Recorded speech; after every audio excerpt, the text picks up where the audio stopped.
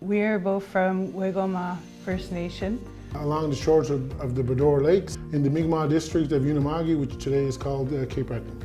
I'm about to graduate with my Bachelor of Education.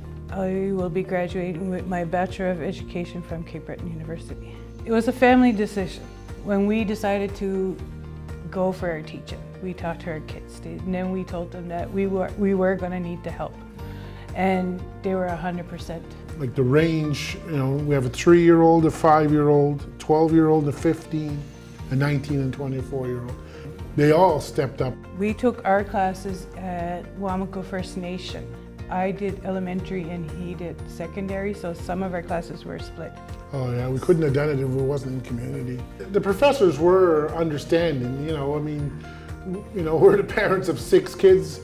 We both work full-time. You don't always get everything right on time, but everything gets passed in eventually, right? She convinced me to get my Bachelor of Education.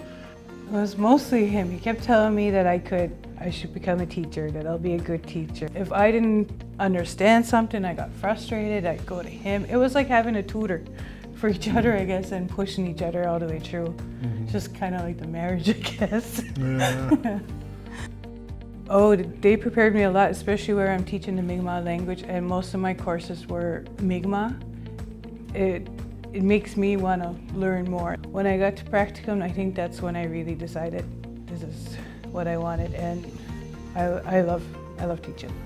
I teach at Waikagma Education Center, and then I come to Delbury and teach the Mi'kmaq language. Also, I do student success. I'm teaching at the East Antigonish Education Center and Academy.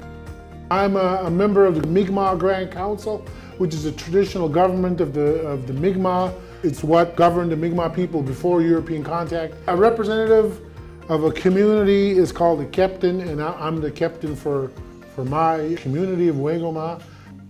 I use that as much as I can in my teaching, right? So, the kids see that it still exists today. We're fluent. We can have a conversation. When we had the Mi'kmaq instructors, when they would speak Mi'kmaq instead, I would understand. So that's what kind of pushed me more into becoming a Mi'kmaq teacher. The language is so beautiful. For the kids to know how important it is to save our language, it's just the bonus, right?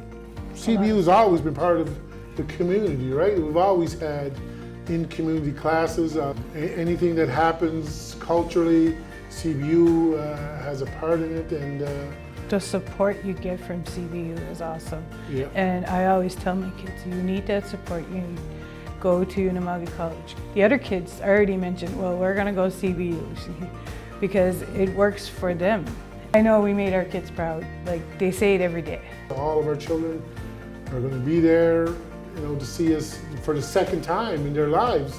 See both their parents, get their degrees together. I hope it inspires them.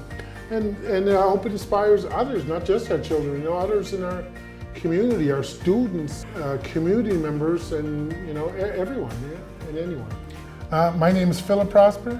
And I'm Mary Prosper, and this is our CBU story.